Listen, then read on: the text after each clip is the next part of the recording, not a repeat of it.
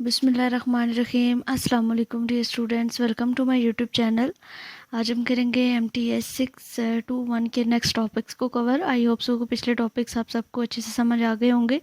अगर कोई भी कन्फ्यूजन हो तो आप पूछ सकते हैं। तो स्टार्ट करते हैं अपना लेक्चर। हम आज का जो हमारा लेक्चर है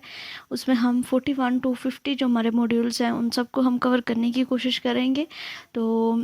41 जो हमारा टॉपिक है उसमें हमने सबसे पहले स्टार्ट लेना है बाउंडेड सीक्वेंस से। पिछले लेक्चर में हमने सीक्वेंस को स्टार्ट किया था कि सीक्वेंसेस क्या होते हैं, डाइवर्जेंस और कन्वर्जेंस के बारे में हमने डिस्कस किया था। आज हम बाउंडेड सीक्वेंस देखते हैं कि कौन से सीक्वेंस होते हैं। सीक्वेंस बाउंडेड अबव होते हैं और बाउंडेड बिलो होते हैं। तो sequence Sn is bounded above if there is a real number b such that, यानी कि एक सीक्वेंस को हम बाउंडेड अबव सीक्वेंस कहेंगे। लेकिन एक बात ये कि जितने भी अब हम यहाँ पे पढ़ रहे हैं, जितने भी टॉपिक्स हम कवर कर रहे हैं, ये सारे हमारे रियल नंबर सिस्टम पे जो है वो एग्जिस्ट करते हैं। इसके अलावा अगर मतलब दूसरे जो हमारे नंबर सिस्टम स्पेसेस होते हैं जैसे कि मैट्रिक स्पेस या फिर और किसी तरह के कोई टॉपिक्स अगर हम मज़ीद आगे जाएंगे तो उसमें ये चीज़ें जो है वो ज़रूरी नहीं है कि हर दफ़ा वहाँ पे भी एग्जिस्ट करेंगी। ठीक है, तो यहाँ पे जब भी आपने बात करनी है तो रियल नंबर की बात ही हो रही होगी, क्योंकि आपके कोर्स का नाम भी देख सकते हैं, आपके कोर्स का नाम भी रियल एनालिसिस ही है। तो बाउंडेड सीक्वेंस की डेफिनेशन है कि sequence Sn is bounded above. पहले बाउंडेड अबव की डेफिनेशन है if there is a real number b such that Sn is great less than equal to b for all n। ठीक है, यानी कि जो आपका एक सीक्वेंस होता है वो क्या होगा, जो आपने रियल नंबर एक b लिया होता है उसके या लेस देन होता है या फिर इक्वल टू होता है उस b के जो भी आपने नंबर वहाँ से लिया हुआ होता है। तो ऐसे सीक्वेंस को बाउंडेड अबव सीक्वेंस कहते हैं। और एक सीक्वेंस बाउंडेड बिलो होता है जब आप अपने सीक्वेंस में से एक नंबर रियल नंबर लेते हैं और वो जो रियल नंबर होता है वो क्या होता है, लेस देन ग्रेटर देन और इक्वल टू होता है दैट सीक्वेंस। जो आपने सीक्वेंस जो है वो लिया हुआ होता है और उसमें जितने भी n जो है वो होते हैं वो हर n के लिए हम ये जो प्रॉपर्टी है वो हमारी होल्ड करते हैं, यानी कि कोई भी नंबर हमारा हो सकता है n इक्वल टू कोई भी चीज़ हम जो है वो यहाँ पे ले सकते हैं। या फिर और कहते हैं कि जो जस्ट बाउंडेड है उसको हम किस तरह से डिफाइन करते हैं कि वो कोई भी एक नंबर रियल नंबर, अब यहाँ पे आर हमने ले लिया, ठीक है, आर एक कोई भी रियल नंबर है, पॉजिटिव जो भी नंबर होगा, ठीक है, वो क्या है, Sn is greater less than equal to R है और हर n के लिए ये भी। ठीक है, ये चीज़ आपने याद रखनी है कि अगर जस्ट बाउंडेड होगा तो देन आपके पास यहाँ पे क्या आएगा, आर आएगा, कोई भी रियल नंबर। एंड जब बाउंडेड अबव होगा तो देन आपका जो Sn है वो क्या आएगा, less than equal to that number B आएगा। अगर बाउंडेड बिलो होगा तो greater than equal to that number A आएगा और फॉर ऑल एन। ठीक है, उसके बाद यहाँ पे इसकी एग्जांपल्स हैं, इनको देख लेते हैं। Sn 1 plus minus n2n into n then Sn is bounded below. अब यहाँ पे इसने कहा है कि Sn इज बाउंडेड बिलो, यानी कि Sn क्या है, ग्रेटर देन इक्वल टू क्या है, 0 है, लेकिन ये अनबाउंडेड अबव है। बाउंडेड बिलो कैसे है, यहाँ पे देखिए इसकी जो डेफिनेशन हमने देखी है कि जो Sn है वो क्या होता है, हमारे पास रियल नंबर में जो हमारा सीक्वेंस होता है वो क्या होता है, ग्रेटर देन इक्वल टू ए होता है। तो यहाँ पे जो है वो इसने क्या नंबर हमें दिए, ग्रेटर देन इक्वल टू 0 हमने क्या दिए, यहाँ पे जो है वो n इसके साथ मल्टीप्लाई हो रहा है, n यहाँ पे हमारे पास इवन नंबर्स आ रहे हैं, दैट्स वाई कि हम इसको कह सकते हैं कि हमारा बाउंडेड बिलो सीक्वेंस है। इसी तरह से माइनस Sn जो है वो हमारा बाउंडेड अबव है, माइनस Sn जो है वो लेस देन इक्वल टू किसके, 0 के, और इसलिए इसको हम जो है वो बाउंडेड अबव कहेंगे, ये बाउंडेड बिलो नहीं होगा, अनबाउंडेड बिलो होगा। Then Sn is equal to -1 की पावर n, देन Sn जो है वो आपका क्या है, बाउंडेड एक सीक्वेंस है। और सेम इसी तरह से जब इसके साथ एक n जो है वो मल्टीप्लाई हो जाएगा तो देन इसको कहेंगे then Sn is not bounded above or below, यानी कि ये ना तो एक बाउंडेड अबव सीक्वेंस है और ना ही बाउंडेड बिलो सीक्वेंस है। डिफरेंट हमने एग्जांपल्स यहाँ पे देख लिए हैं। एक ऐसा सीक्वेंस है जो कि हमारा बाउंडेड अबव है, एक सीक्वेंस है जो हमारा बाउंडेड बिलो है, और एक जस्ट बाउंडेड सीक्वेंस है। -1 की पावर क्या है हमारे पास, n है, तो ये हमारा सीक्वेंस क्या है, बाउंडेड सीक्वेंस है। और Sn-1 की पावर n इंटू एन, ये हमारा सीक्वेंस ना तो बाउंडेड है और अबव है, ना ही बाउंडेड बिलो सीक्वेंस है। उसके बाद नेक्स्ट हमारा टॉपिक है कन्वर्जेंट सीक्वेंस इज बाउंडेड, के जितने भी कन्वर्जेंट सीक्वेंस होते हैं वो हमारे सीक्वेंस क्या होते हैं, बाउंडेड सीक्वेंस होते हैं। तो सबसे पहले यहाँ पे क्या किया गया कि एप्सिलॉन इक्वल टू 1 लिया गया, जो कि हमने प्रॉपर्टी पढ़ी थी एप्सिलॉन नेबरहुड की। Epsilon neighbourhood every epsilon is greater than equal to 0, we see that limit n approaches to infinity s N is equal to s. ठीक है, यानी कि कोई भी अब जब हम एक लेते हैं, लिमिट लेते हैं किसी भी सीक्वेंस की, तो वो किसकी इक्वल होगी, एस के होगी। And then there is an integer n such that, यहाँ पे एक इंटीजर एन भी, ये भी हमने नेबरहुड एप्सिलॉन नेबरहुड के कंसेप्ट में ये चीज़ देखी थी कि कोई भी एक एन होता है और वो होता है greater than equal to small n, जो कि हम यहाँ पे एलिमेंट्स चूज़ करते हैं। एंड जब इसका जो है वो हम एब्सोलूट वैल्यू हम इसकी लेंगे तो वो हमारे पास क्या आ जाएगी, एस एन माइनस एस की जब हम एब्सोलूट वैल्यू को कैलकुलेट करेंगे तो वो हमारे पास क्या आएगी, लेस देन इक्वल टू 1 आएगी। फिर इसी तरह से इसको ट्रायंगुलर इनइक्वालिटी में भी जो है वो डिफाइन हमने कर दिया यहाँ पे। नेक्स्ट स्टेप में ट्रायंगुलर इनइक्वालिटी को यूज़ किया गया, S N minus S plus S in इसकी absolute value and less than equal to S N minus S plus S, इन दोनों के भी एब्सोलूट वैल्यू एंड ये दोनों क्या होंगे, लेस देन इक्वल टू 1 होंगे, एंड प्लस एस जो कि हमारे पास यहाँ पे यूज़ हुआ था। और यहाँ पे जो कंडीशन वो क्या है कि n small n is greater than equal to capital n है। और इन दोनों के दरमियान जो हमने एप्सिलॉन नेबरहुड की इसकी कन्वर्जेंस की डेफिनेशन देखी थी कि जो हमारे पास एस एन माइनस एस है, इन दोनों के दरमियान इनके L epsilon plus L and epsilon minus A के दरमियान में जो चीज़ लाई करेगी वो हमारे पास क्या है, s naught s one up to S N minus one, यानी कि एस एन से पिछली टर्म तक हमने रहना है तो वो s N minus one and 1 plus s आपके पास ये इसकी मैक्सिमम वैल्यू आ जाएगी। तो हम हमारा ये जो सीक्वेंस है इसको हम क्या कहेंगे, ये हमारा एक बाउंडेड सीक्वेंस है। देन आगे हमारे पास थ्योरम है कि sequence s n converge to S if and only if every neighborhood of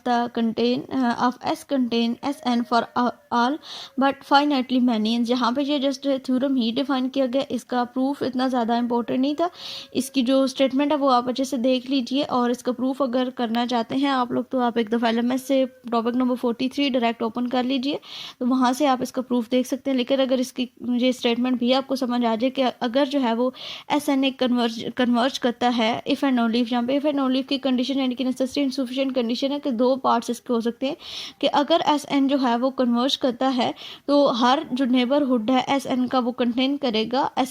neighbourhood है S का वो Sn को कंटेन करेगा, बट इनफाइनाइट मैनी एंस यानी कि फाइनाइट एंस जो है वो उसमें इंक्लूड होंगे। और दूसरा जो है वो इसकी कंडीशन ये हो सकती है कि अगर हर जो नेबरहुड है S का वो Sn को कंटेन करता है फाइनाइटली मैनी एंस तक, तो जो आपका सीक्वेंस होगा Sn वो कौन सा सीक्वेंस होगा, कन्वर्जेंट सीक्वेंस होगा। उसके बाद हमारा जो टॉपिक है वो मोनोटोनिक सीक्वेंस का है। ये भी जो है वो इससे रिलेटेड ही है। हमारे जो सीक्वेंस है वो इंक्रीजिंग और नॉन इंक्रीजिंग, डिक्रीजिंग और नॉन डिक्रीजिंग सीक्वेंस भी हो सकते हैं। हमारे जो सीरीज़ होती हैं उनमें इस तरह का हमारा कंसेप्ट नहीं था, या सेट जो हमारे हैं उनको हम इंक्रीजिंग या डिक्रीजिंग सेट डिक्लेयर नहीं कर सकते, लेकिन सीक्वेंस जो होते हैं उनको हम कह सकते हैं कि ये हमारा इंक्रीजिंग सीक्वेंस है, डिक्रीजिंग सीक्वेंस है। तो ऐसे सीक्वेंस जो इंक्रीजिंग या डिक्रीजिंग सीक्वेंस होते हैं उन सीक्वेंसेस को मोनोटोनिक सीक्वेंसेस कहते हैं। ठीक है, यहाँ पे इसकी डेफिनेशन भी दी गई, sequence s N is non decreasing if s n, यहाँ पे अब नॉन डिक्रीजिंग की और नॉन इंक्रीजिंग की डेफिनेशन है, इनको आप हाईलाइट कीजिए। नॉन डिक्रीजिंग की क्या डेफिनेशन है कि अगर जो आपका एस एन जो आपको गिवन सीक्वेंस दिया गया है वो क्या greater than equal to S N minus one के है तो वो आपका होगा नॉन डिक्रीजिंग, और अगर जो है वो आपका क्या है less than equal to S N minus one के, तो वो आपके पास क्या हो जाएगा, नॉन इंक्रीजिंग हो जाएगा। ठीक है, monotonic sequence is a sequence that is इधर नॉन इंक्रीजिंग और नॉन डिक्रीजिंग। वही बात जो मैंने आपको बताई है कि जो सीक्वेंस इंक्रीजिंग, नॉन इंक्रीजिंग या नॉन डिक्रीजिंग सीक्वेंस होते हैं उन सीक्वेंसेस को हम जो है वो मोनोटोनिक सीक्वेंस कहते हैं, और स्ट्रिक्टली इंक्रीजिंग और स्ट्रिक्टली डिक्रीजिंग सीक्वेंस वो होते हैं जब हम हमारा ये इक्वल का साइन यहाँ से ख़त्म हो जाता है, जस्ट ग्रेटर देन और जस्ट लेस देन की वैल्यूज़ को जब हम यूज़ करते हैं, सिंबल्स यूज़ करते हैं, तो देन जो हमारे ग्रेटर देन होगी वो आपकी इंक्रीजिंग सीक्वेंस में आएगी, और जो आपकी लेस देन होगी वो आपकी क्या आ जाएगी, डिक्रीजिंग सीक्वेंस में आ जाएगी। इसी तरह से इसको हम सुप्रीमम और इन्फीमम की फॉर्म में भी जो है वो डिक्लेयर कर सकते हैं कि अगर एक सीक्वेंस जो है वो नॉन डिक्रीजिंग सीक्वेंस है तो देन जो इसके ऊपर हम लिमिट अप्लाई करेंगे वो एग्जिस्ट करेगी सुप्रीमम ऑफ एस एन। ठीक है, यानी कि उसकी सुप्रीमम वैल्यूज़ के ऊपर एग्जिस्ट करेगी, यानी कि कोई एक ऐसी वैल्यू होगी जो उसी सेट में आपके उसी सीक्वेंस में आपके पास जो है वो एग्जिस्ट करेगी। और जब नॉन इंक्रीजिंग की बात होगी तो देन आपके पास क्या आ जाएगा, इन्फीमम आ जाएगा, limit n approaches to infinity s n equal to infimum of that set.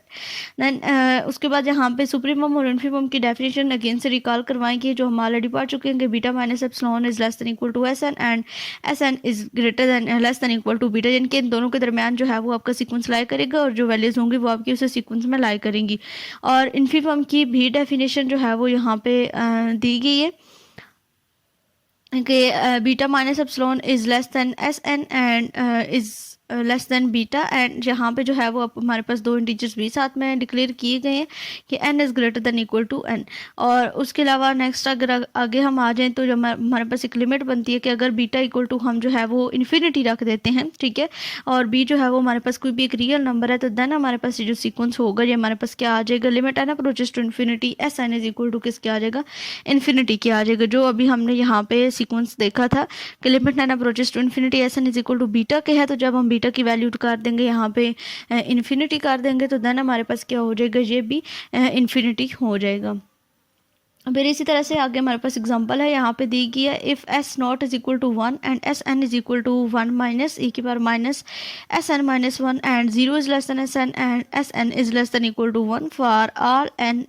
Bye induction. अब यहाँ पे जो है वो इंडक्शंस का रूल यूज़ करके हमने इस एग्जांपल को सॉल्व करना है। तो हमने क्या किया कि s N minus 1 minus S N and दूसरी साइड पे भी सेम बाय डेफिनेशन हमने इसके ऊपर अप्लाई कर दिया, minus into e minus S N minus e minus s minus 1 और फॉर आल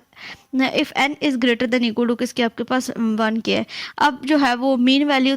थ्योरम यहाँ पे जो है वो यूज़ किया गया है, इसको हम नेक्स्ट मॉड्यूल्स में जो है वो इसकी डिटेल्स हैं। यहाँ पे जो है वो जस्ट ये मैं आपको बता दूँ कि जो मीन वैल्यू थ्योरम है इसका क्या मतलब है कि जो आपके पास यहाँ पे ये दोनों एस एन माइनस 1 है, इनके दरमियान में कोई एक वेरिएबल जो है वो हम डिक्लेयर कर सकते हैं, जो कि यहाँ पे माइनस टी की पावर माइनस टी एन जो है वो यूज़ हुआ है। इन दोनों वेरिएबल्स के दरमियान में कोई हम जो है वो वेरिएबल यूज़ करते हैं तो उसको जो है वो हम मेन वैल्यू थ्योरम कहते हैं। तो यहाँ पे सेम वही अप्लाई किया गया है और इसने नीचे जो है वो डिक्लेयर कर दिया कि t n is between s N minus 1 and S n, वही चीज़ जो मैंने अभी आपको बताई है, and s one minus s not is equal to किसके आपके पास आ जाएगा, minus 1 over e is less than 0। और ये इंडक्शंस के रूल को अगर फॉलो करें तो आपके पास किसके greater than less than equal to 0 आ जाएगा। तो हम इसको कहेंगे कि ये आपका क्या है, बाउंडेड है और डिक्रीजिंग है, ठीक है, यानी कि जस्ट डिक्रीजिंग। आपका क्या आया, लेस देन का साइन आया कि hence s N is bounded and decreasing and therefore convergent, और ये सीक्वेंस आपके पास क्या है, कन्वर्जेंट सीक्वेंस भी है, ठीक है। उसके बाद मोस्ट इंपॉर्टेंट रिमार्क है यहाँ पे, इसको भी देख लें कि अगर जो है वो जो आपका सीक्वेंस दिया गया है वो अप्रोच करता है 0 पे, तो जो उसमें एलिमेंट्स यूज़ हो रहे होंगे, जो सीक्वेंस में हम लोग यूज़ करेंगे, एक्स जितने भी यूज़ हो रहे होंगे वो भी अप्रोच करेंगे 0 को। इसकी डेफिनेशन देख लें, let x n and S n be the two sequence. यहाँ पे दो सीक्वेंसेस लिए गए हैं, अगर 0 जो है वो greater than less than equal to x n and x N is less than equal to S n है, और for n greater than equal to, ये एप्सिलॉन नेबरहुड का जो कंसेप्ट था उसी के हिसाब से ये आगे चलते आ रहे हैं। Where n is the some fix number and if n जो है वो हमारे पास जो कैपिटल एन है वो एक फिक्स नंबर है, और अगर एस एन जो है यानी कि दो सीक्वेंसेस यहाँ पे लिए गए हैं, अगर एस एन जो है वो 0 को अप्रोच करता है तो जो इसके साथ दूसरा सीक्वेंस लिया गया है एक्स एन वो भी अप्रोच करेगा 0 को। उसके बाद कुछ स्पेशल सीक्वेंसेस यहाँ पे जो है वो दिए गए हैं। टॉपिक नंबर 46 है आपका, if p is greater than 0 then यहाँ पे इसको आपने लाजमी ध्यान में रखना है, limit n approaches to infinity 1 over n p is equal to आपके पास क्या हो जाएगा, 0 के हो जाएगा। Before presenting the proof let us recall the following proof, मतलब जाने से पहले हम जो है वो बायनोमियल थ्योरम को रिकॉल करेंगे, क्योंकि इसमें बायनोमियल थ्योरम यूज़ होना है आगे। तो 1 plus x N is equal to 1 plus, इस मतलब जो बायनोमियल थ्योरम आपको पता होगा ऑलरेडी, इसको जो है वो हमने एक्सपेंड किया बायनोमियल थ्योरम को, और ये इस इनइक्वालिटी को होल्ड करता है। 1 plus n x is less than equal to 1 plus x whole power n and x is greater than 0, ठीक है। ये आपका इनइक्वालिटी है इस प्रूफ के लिए, ठीक है। ये आपने माइंड में रखना है, ये आपके आगे टर्म यूज़ होगी कि n approaches to infinity and 1 over p is equal to किसके होता है, 0 के होता है। कोई भी लिमिट जब हम अप्लाई करेंगे 1 ओवर एन जब भी हमारे पास आएगा, जब उसकी लिमिट्स हमने फाइंड करनी होगी तो उसकी लिमिट हमेशा आपके पास 0 ही रहेगी, जो आपके ऑब्जेक्टिव के पॉइंट ऑफ व्यू से इंपॉर्टेंट है। उसके बाद आगे थ्योरम है, if p is greater than 0 then limit n approaches to infinity and under root n p is equal to किसके आएगा, 1 के आएगा, ठीक है। अब यहाँ पे बायनोमियल थ्योरम ही यूज़ किया गया है। अगर आप चाहें तो इसका प्रूफ इतना ज़्यादा लेंथी नहीं है, जैसे इसमें 1-2 स्टेप्स हैं, तो इस तरह के जो छोटे छोटे प्रूफ हैं इनको आपने लाजमी देख लेना, क्योंकि इस तरह का एग्ज़ाम में आ सकता है। तो यहाँ पे 3 केसेस जो है वो डिस्कस किए गए, एक p इक्वल टू 1 है और एक p जो है वो आपका ग्रेटर देन 1 आएगा और दूसरा p जो है वो 0 और 1 के दरमियान में लाई करेगा। तो अगर p जो है वो ग्रेटर देन 1 है तो फिर हमने क्या करना है, x N is equal to minus under root, इसको जो है वो हमने रीअरेंज किया है, x N is equal to under root n p minus 1, then x n आपके पास क्या आ गया, ग्रेटर देन इक्वल टू 0। और जब हमने बायनोमियल थ्योरम इसी एक्सप्रेशन के ऊपर अप्लाई किया तो then it is equal to p आ जाएगा। फिर जब हमने जो है वो जो हमारे पास जो एक्सप्रेशन आया था x N is greater than 0, उसके मुताबिक हमने क्या कर दिया, यहाँ पे 0 is less than x n and x N is less than किसके आ जाएगा, p माइनस 1 डिवाइडेड पे आपके पास क्या हो जाएगा, n हो जाएगा। ये जो हमारे पास एक्सप्रेशन था इसको हमने यहाँ पे रीअरेंज कर दिया, ठीक है। उसके बाद नेक्स्ट हमारा थ्योरम एग्जांपल ही है, थ्योरम समझ ले जो भी, कि limit n approaches to infinity under root n into n is equal to 1, ठीक है। इसमें भी बायनोमियल थ्योरम यूज किया गया है, x N is greater than equal to 0 and n is equal to, जो हमारे पास बायनोमियल थ्योरम की हमने स्टेटमेंट देखी वो स्टेटमेंट यहाँ पे जो है वो यूज़ की गई है, and 0 is less than equal to x N है and x N is less than equal to किसके आ जाएगा, under root 2 divided by n minus 1 and n जो है वो आपके पास क्या आ जाएगा, ग्रेटर देन इक्वल टू 2 आ जाएगा। देन नेक्स्ट थ्योरम है, if p is greater than 0 and alpha is real, ठीक है, यानी कि अल्फा अगर हमारे पास एक रियल नंबर है तो देन हमारे पास जो limit n approaches to infinity n alpha divided by 1 plus p n is equal to किसके आपके पास आ जाएगा, 0 के आ जाएगा, ठीक है। इसका जो प्रूफ है इसमें भी बायनोमियल थ्योरम को ही यूज़ किया गया है, तो ये सिंपल है, जस्ट बायनोमियल थ्योरम को एक्सपेंड किया, फिर जैसे हमने इन टर्म में किया है 0 is less than equal to जो टर्म हमारे पास दी गई थी वो उस टर्म के हमने लिखा, इसी तरह से सेम यहाँ पे भी हमने एन अल्फा जो हमारे पास यहाँ पे टर्म दी गई थी उसके लिख दिया, और बायनोमियल थ्योरम को एक्सपेंड करने के बाद जो हमारे पास यहाँ पे टर्म आएगी उसको अरेंज करके हमने यहाँ पे लिख दिया और ये हमारे पास आ जाएगा। और फिर जो है वो हमारे पास यहाँ पे जो हमने स्टार्टिंग में इसका थ्योरम देखा था, limit n approaches to infinity one over n p is equal to 0, वो यहाँ पे हमने दोबारा से रिकॉल कर दिया। कहते हैं कि if absolute value of x is less than 1 then limit n approaches to infinity x N is equal to 0, ठीक है। ये जस्ट थ्योरम की स्टेटमेंट है, इसको आप जो है वो देख लीजिएगा। देन आगे कहता है कि if limit n approaches to infinity then Sn is equal to s, then the limit n approaches to infinity Tn is equal to t where s and t are the finite, ठीक है। यहाँ पे कहते हैं कि अगर limit हम apply करें एक ऐसे सीक्वेंस पे जिसकी n टर्म तक हो तो देन वो किसके इक्वल होएगा, t के इक्वल होगा, और इसी तरह से सॉरी s के इक्वल होगा। और इसी तरह से अगर जो है वो हम लिमिट अप्लाई करें किसी ऐसे सीक्वेंस पे जो कि tn है जिसकी टर्म्स जो है वो n तक वो जा रही हैं और वो किसके इक्वल होगा, हमारे पास t के इक्वल होगा। फिर इसी तरह से मजीद यहाँ पे कुछ इसने प्रूफ दिए हैं, ये आपके ऑब्जेक्टिव क्लास से इंपॉर्टेंट है कि अगर हम किसी कॉन्स्टेंट के ऊपर लिमिट अप्लाई करते हैं अप्रोचेस टू इन्फिनिटी तो वो आपके वही कांस्टेंट आ जाएंगे, सिंपल, जस्ट जहाँ से जो n की टर्म्स है वो ख़त्म हो जाएंगे। इसी तरह से अगर हम दो चीज़ों को, दो सीक्वेंसेस को ऐड करते हैं तो ऐड करने के बाद उनके जो n टर्म्स हैं वो ख़त्म हो जाएंगे and s plus T simple आ जाएगा। फिर इसी तरह से अगर हम माइनस के लिए करते हैं तो वो आ जाएगा, मल्टीप्लाई के लिए करते हैं तो मल्टीप्लाई होकर आ जाएगा, डिवीजन के लिए करते हैं तो डिवीजन के लिए यहाँ पर हमारे पास आ जाएगा। फिर इसी तरह से आगे जो है वो इसके प्रूफ इन्हीं के दिए हुए हैं, इनको जो है वो बेशक आप स्किप कर सकते हैं, अगर आप देखना चाहें तो एक दफ़ा देख सकते हैं। यहाँ पे ट्रायंगुलर इनइक्वालिटी और एप्सिलॉन नेबरहुड का कंसेप्ट जो है वो यूज़ किया गया है, और इसको जो है वो ये जो आपकी टर्म्स है ना, ये वाली इन दो टर्म्स को, ये लास्ट वाली सेकंड और ये थर्ड वाली और लास्ट वाली दोनों को यहाँ पे जो है वो प्रूफ किया गया है। तो नेक्स्ट जो है वो हमारे पास एग्जांपल है, find the limit of the sequence. Sequence की लिमिट फाइंड करनी है तो लिमिट फाइंड करने के लिए थोड़ी सी मैं आपको हिंट्स दे देती हूँ कि अगर जो है वो इस तरह के आपके पास सीक्वेंस आए तो आपने जो है वो अलग अलग करके इन सीक्वेंसेस की लिमिट फाइंड करना होती है। जैसे कि 1 over n s sine n pi divided by 4 है, तो इस पूरे जो ये जो आपका पूरा एरिया है आप इसकी जो है वो अलग से लिमिट्स फाइंड करेंगे, इन दोनों की, इनके भी दरमियान से आप दो जो है वो पार्ट कर सकते हैं, और ये जो आपका है इसकी आप अलग से लिमिट्स फाइंड करेंगे, इसके नोमिनेटर की अलग से और डिनोमिनेटर्स की लिमिट अलग से फाइंड करेंगे। इस तरह के क्वेश्चन जो है वो पास्ट पेपर में काफ़ी आ रहे हैं, तो इनको आपने जो है वो देख लेना है। तो इसकी लिमिट्स हमने कैसे फाइंड किया है कि हमने देखा limit n approaches to infinity 1 over n है तो वो किसके इक्वल हो जाएगा, 0 के इक्वल। अगर जस्ट हम यहाँ पे 1 ओवर n की बात करें तो वो आपके पास किसके इक्वल हो जाएगा, 0 के इक्वल हो जाएगा। देन जब 0 को साइन n पाई ओवर 4 से मल्टीप्लाई करें तो वो ऑब्वियसली 0 हो जाएगा, तो यहाँ पे आपके पास इसकी टर्म क्या बन गई, 0 बन गई। फिर जब यहाँ पे हम आएंगे तो इसका जो हमारे पास जो नोमिनेटर है इसको अगर हम देखें तो यहाँ से हमारे पास क्या है, 3n। जब यहाँ से हम n को कॉमन लें और n अप्रोचेस 1 ओवर n हमारे पास कॉमन आ जाएगा तो हमारे पास क्या बन जाएगा, limit n approaches to infinity 1 over n तो वो हमारे पास किसके इक्वल आ जाएगा, 0 के इक्वल आ जाएगा। तो ऊपर हमारे पास सिर्फ क्या रह जाएगा, 2 रह जाएगा, डिवाइडेड बाय यहाँ पे सेम हमारे पास 1 है, 1 ही रहेगा, क्योंकि हमने देखा है एन अप्रोचेस टू इन्फिनिटी जब किसी कांस्टेंट पे अप्लाई करते हैं तो वो कांस्टेंट ही रहता है। एंड प्लस फिर आगे आपके पास क्या है, 1/n है। जब 1/n है तो limit n approaches to infinity 1/n then again equal to 0 then 1 + 0। तो यहाँ पे पीछे हमारे पास बचेगा क्या, ये नीचे देख लीजिए, यहाँ पे इसने प्रूफ करके भी इस चीज़ को लिख दिया हुआ है। तो जो हमारे पास यहाँ पे आएगा, जब 3 को 0 के साथ मल्टीप्लाई किया तो आपके पास क्या आ जाएगा, 0 एंड 2 × 1 2 आ जाएगा डिवाइडेड बाय 2, और आंसर आपका क्या बचेगा, 2। ये आपके ऑब्जेक्टिव के लिहाज से भी आ सकता है कि what is the limit of that sequence, और जो है वो सब्जेक्टिव में भी इस तरह के क्वेश्चन पूछ सकते हैं। इसी तरह से नेक्स्ट जो है वो ये आपको एक सीक्वेंस दिया गया लॉग के साथ, इसको भी सेम इसी तरह से अलग अलग करके इसकी नोमिनेटर और डिनोमिनेटर में अलग से लिमिट्स को अप्लाई करना है। एन अप्रोचेस टू इन्फिनिटी जब 1/n आ जाएगा तो सिंपल वो 0 हो जाएगा। जैसे कि यहाँ पे देखिए log n/n है तो ये पूरी जो टर्म है वो 0 हो जाएगी। जब कांस्टेंट के ऊपर आप अप्लाई करेंगे एन अप्रोचेस टू इन्फिनिटी तो वो टर्म आपकी एज इट इज़ आ जाएगी। एंड सेम इसी तरह से यहाँ पे भी 1/n था तो सिंपल वो क्या हो गया, 0 हो जाएगा। तो 1/2 डिवाइडेड बाई 3 है तो आंसर आपका क्या आ जाएगा, 1/6 आ जाएगा। ठीक है, इसी तरह से आप जो है वो किसी भी तरह की एग्जाम्पल को सॉल्व कर सकते हैं।